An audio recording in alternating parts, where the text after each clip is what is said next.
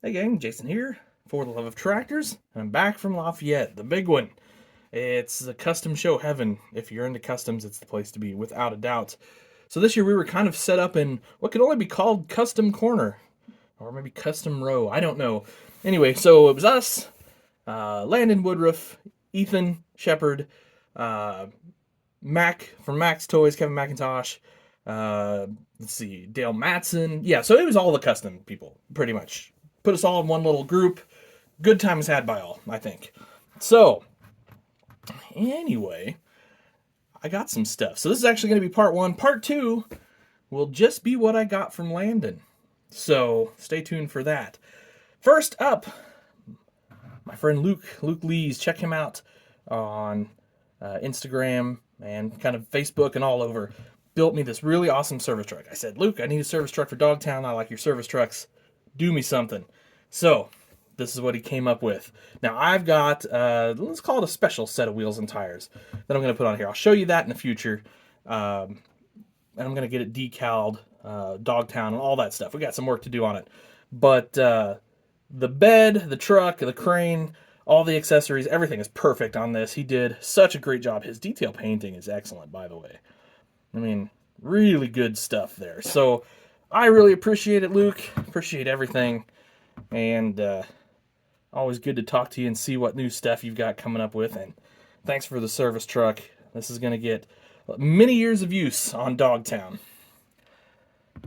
Next up, let's go with another one here. So we've got another little flatbed truck. This has got some Moore's equipment on it, front and back. And a little bit rustied up and dirtied up. So obviously a Ford. And then I think we got some Chuck's wheels and tires on here and a nice exhaust. I really like this truck a lot. And this one also headed to Dogtown. So look forward to that.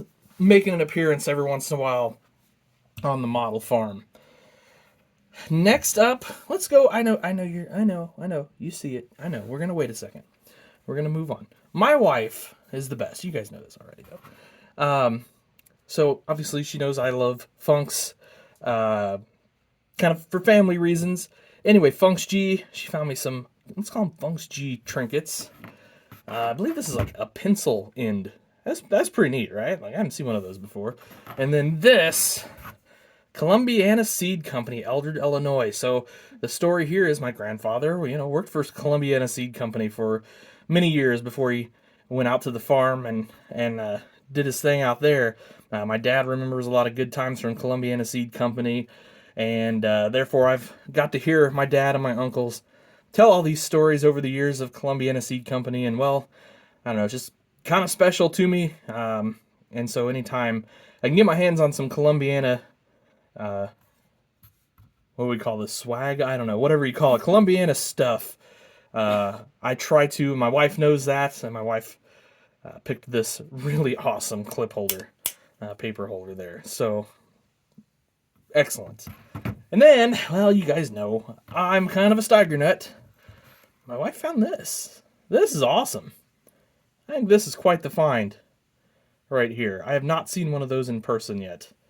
So, yeah, that's pretty sweet. So that's going to go, we're kind of getting a shelf of just Steiger memorabilia going, as well as the Funks memorabilia, actually.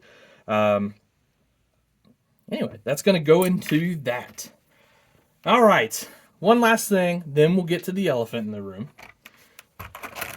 So the 5 millionth tractors showed up. So I just bought a couple cases of them. Is what I did. Because first you got the regular one here. Just looks like that on the box. And I'll keep one in the collection. And then honestly, I'm going to customize a bunch of them. So look forward to that. But then got one of those chasers. So this is gold. It's a gold chaser, according to Ertl. Mr. Danny Angotti called it something different that I can't repeat on camera. And I don't disagree with him because it's really not very gold. So you can probably use your imagination just a little bit and say what he thought color this was. So, anyway, it is a neat tractor. And of course, I'll do a full review on the 5 millionth. In the not too distant future. The regular version and the gold. Okay, guys, here it is. The elephant in the room. Ethan Shepard's, let's just be honest, absolutely epic Case IH 2188 Combine. Now, why did I go with the 2188 Combine? Well, it's simple enough. The one I wanted was sold out.